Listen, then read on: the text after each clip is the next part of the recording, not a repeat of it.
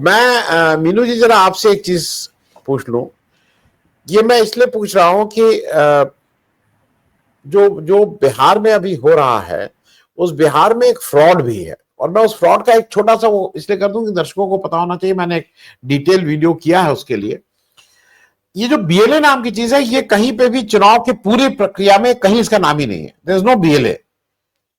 एक बीएलओ होता है जो बूथ लेवल ऑफिसर होता है, जो सरकारी कर्मचारी होता है, जो इलेक्शन कमीशन जिसको नियुक्त करता है, उससे हमारा आपका लेना देना नहीं। एक जब इलेक्शन होता है तो एक पोलिंग एजेंट नियुक्त करता है उम्मीदवार।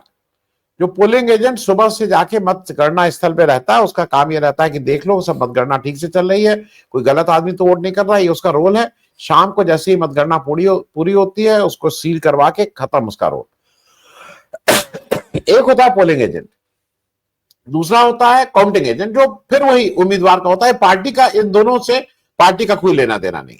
ये एक नया हम सिस्टम ये सुनना शुरू किए, बीएलए बीएलए, और आपको दिन से सुबह से शाम तक कंडीशन किया जा रहा है कि देखिए ये जो अपोजिशन पार्टी है ये तो बिल्कुल फिसड्डी है, ये तो इन्होंने बीएलए नहीं बनाया।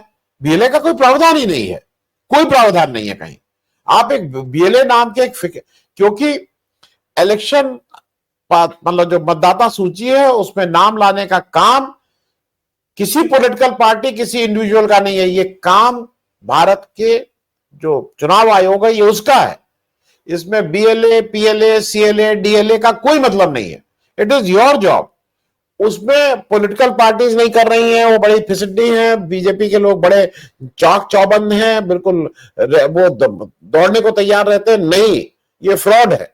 मैं इसको पूरी दमदारी से इसलिए कह रहा हूं कि जरा मैं आपका भी एक इस पे ले लूं कि बीएलए नाम का सुप्रीम कोर्ट कह रहा, उस दिन लगातार कह रहा था ये 12 पॉलिटिकल पार्टी, कोई इस तरह का प्रावधान नहीं है। और मुझे जो खतरा लग रहा है कि ये बार बार नैरेटिव सेट करके ये वो जो पन्ना प्रमुख हैं उनको आने वाले समय में कहीं ना कहीं लीगल उनको कोई सैंक्शन देने के चक्कर में है। आज की तारीख में नहीं है, लेकिन कल के दिन बीएलए नाम का एक कोई उपस्थित हो जाएगा किसी भी चुनाव के उसमें नहीं। मैं थोड़ा इस पे भी आपकी एक टिप्पणी, और जो इस समय एसआईआर को लेके जो देश में हंगामा है, क्योंकि अगर बिहार में ये में नहीं रुक पाया तो ये पूरे देश में आने वाला है। और जिस तरह से बीजेपी जो प्रोफेसर संदीप कह रहे थे, वो जो गड़बड़ ईवीएम को लेके मेरे दफ्तर भी आए थे, उसका वो हुआ था डेमोन्स्ट्रेशन। लेकिन मेरे हिसाब से वो भी एक हिस्सा है, लेकिन ज्यादा बड़ा तो ये जब आप इसी को मैनिपुलेट कर दे रहे हो। और मीनू जी, और वो भी जो राहुल गांधी का कहना है कि वोट चोर गद्दी छोड़, इस पे भी आपकी एक टिप्पणी मीनू जी। जी आनंद वर्धन जी, आपने कहा कि बीएलए नाम की कोई चीज इस सारी चुनावी प्रक्रिया में मतलब कानूनन कोई एग्जिस्ट नहीं करता, इस तरह की कोई एंटिटी कि कोई बीएलए हो उसका नियुक्ति की जाए और वो ये वोटर लिस्ट के ऊपर नजर रखेगा। एक्चुअली चुनाव आयोग का ही काम है जो कि वो बीएलओ के जरिए करते हैं। लेकिन मेरा यहाँ कहना यह है, मैं कुछ थोड़ा अलग तरीके से देख रही हूँ सुप्रीम कोर्ट के जजमेंट को या आदेश को, कि इन अ वे उन्होंने प्रॉबेबली इनडायरेक्टली विपक्षी दलों को सावधान किया है कि भाई जिस चीज को तुम लोग ध्यान नहीं दे रहे थे, पन्ना प्रमुख को तुम जिसे मजाक में उड़ा रहे थे, उस पर ध्यान दो भाई। इसलिए उन्होंने क्या किया, अपने आदेश में डाल दिया इस चीज को। अब देखिए, जिसको कहते हैं ना, जो समझने वाले समझ गए, ना समझे वो अनाड़ी है। उन्होंने बताया कि ये जो भाजपा का पन्ना प्रमुख है ये खेल करता रहा है, कर रहा है और भविष्य में भी करेगा। तो बेटर कि आप लोग जाग जाइए विपक्षी दल, और इन पन्ना प्रमुखों के जरिए इसके ऊपर नजर रखिए सारी प्रक्रिया पे। अदरवाइज ये इसी तरीके की जो वोट चोरी नाम है ये इसी तरीके से बदस्तूर जारी रहेगा। जमीन पे कुछ और है हालात, चुनाव के नतीजे कुछ और आते रहेंगे, और आप इसी तरीके से हाथ मसलते रहिएगा, जैसे कि मध्य प्रदेश में हुआ, जैसे कि हरियाणा में हुआ, जैसे कि महाराष्ट्र में हुआ। अभी तक तो पब्लिक समझ नहीं पा रही थी कि होता क्या है, ये कैसे हो गया, लेकिन अब पब्लिक ने डिकोड कर लिया है, विपक्ष ने डिकोड कर लिया है। और उसमें सबसे बड़ी जो कील ठोकी है राहुल गांधी ने, उन्होंने पहले महाराष्ट्र के जो हुआ ये, जहां पकड़ में आया, सबसे पहले समझ में आया अचानक से, तब वहां पे सबसे पहले उन्होंने जो उनका वहां महागठबंधन था उसकी एक ज्वाइंट प्रेस कॉन्फ्रेंस की, उसके जरिए बताया कि किस तरीके से वोट बढ़ाए जा रहे हैं। फिर उसके बाद उन्होंने एक आर्टिकल न्यूज़पेपर्स में लिखा, नेशनल डेलीज में, और उसके जरिए पूरे देश को समझाया। उसके बाद जो आखिर जो एक मास्टर स्ट्रोक उन्होंने लगाया, वो पावर पॉइंट प्रेजेंटेशन के जरिए सारी धांधली की परतें खोल के रख दी।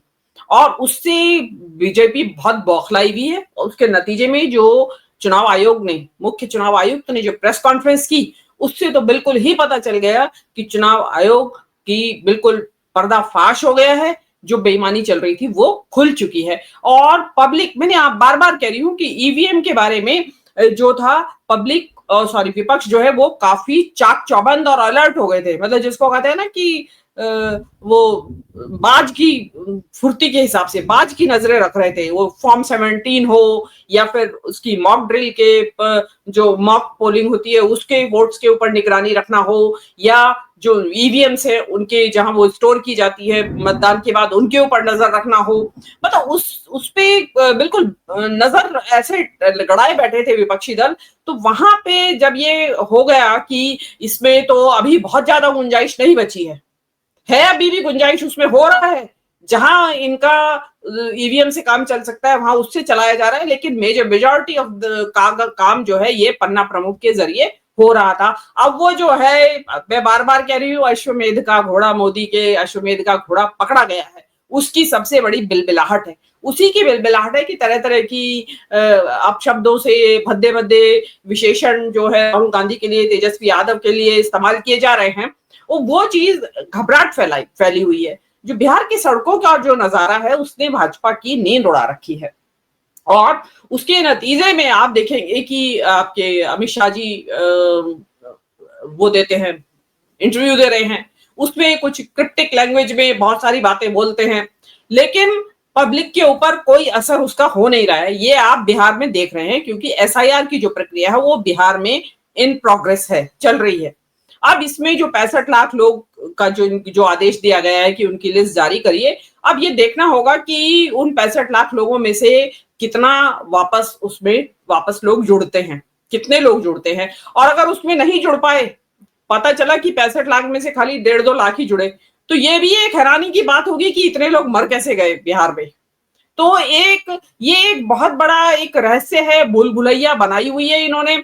और उसमें अब जो ये यात्रा पूरी हो जाएगी 30 तारीख को, इसके बाद डेफिनेटली जो सुप्रीम कोर्ट ने कहा है बीएलए, इसको नेग्लेक्ट ना करें। इसको ये मत सोचें कि विपक्ष को उन्होंने विपक्ष के विरोध में दिया है, उन्होंने विपक्ष को क्लू दिया है। भाई समझ जाइए, हमारी बात समझ जाइए, यही है सारा, इसमें रावण की नाभि यही है, यहीं पे मारो तीर। अब इसमें विपक्ष के नेता हैं जो बिहार के, और उसके बाद सारे इंडिया के, उनको ये रावण की नाभि पे तीर लगाने के लिए अनजाने में चाहे अनचाहे, चाहे आपके पास वर्कफोर्स है या नहीं है, इस पे बहुत ही शिद्दत के साथ और बहुत तुरंत बिहार में तो फौरी तौर पे ये काम शुरू कर देना चाहिए कि पन्ना प्रमुख जो है उनके पन्ना प्रमुख के सामने 2-2 हाथ करके बैठे वहां। अगर आप इसको ऐसे ही जाने देंगे तो आप फिर ये रिपीट होता रहेगा, फिर तो बिहार भी गया, क्योंकि माहौल कुछ और है बिहार का। और फिर ये रिजल्ट आएगा और मोदी जी उस दिन विजय जुलूस निकालेंगे दिल्ली में, और देखते रह जाइएगा आप लोग, बिहार की जनता देखती रह जाएगी। तो उसमें बहुत ज्यादा जरूरी है काम करना। और बाकी का जो आपने एसआईआर के बारे में जो पूछा, बिहार में हो रहा है ये, अभी इसके बाद याद रखिए बंगाल में इसका नंबर है, और जैसा कि बताया गया है कि ऑल ओवर इंडिया होगा। तो ये एक तरीके की एनआरसी एक्सरसाइज हो रही है, बार बार घुसपैठिए वर्ड इस्तेमाल किया जा रहा है, और घुसपैठिए की आड़ में किस समुदाय के लोगों को, किस धार्मिक समुदाय के लोगों को वोटिंग राइट से वंचित करने की चालाकियां चली जा रही हैं, षड्यंत्र रचे जा रहे हैं, ये सब पब्लिक के आंख के सामने आ गई है चीजें। और अब पब्लिक बहुत अलर्ट है, और पब्लिक जो है ये इनके लाख प्रयासों के बावजूद बिल्कुल दमदार तरीके से आएगी वोट करने के लिए, वो एडिशन डिलीशन का। लेकिन अगेन वहां पे जो सुप्रीम कोर्ट के ऑर्डर में पन्ना प्रमुख के ऊपर ध्यान रखिए, वो आप नाम चाहे कुछ भी और रख ले, आपको पन्ना प्रमुख नाम से चिढ़ है तो आप बीएलए ही रख ले, लेकिन आपको बीएलए वहां पे आपको हर बूथ पे बनाने पड़ेंगे अगर आप इलेक्शन जीतना चाहते हैं, जनता के मूड को कैप्चर करके उसको कैपिटलाइज करना चाहते हैं और जनता की इच्छा को मूर्त रूप देना चाहते हैं, तो उसी तरफ आपको काम करना होगा। जी आनंद वर्धन जी।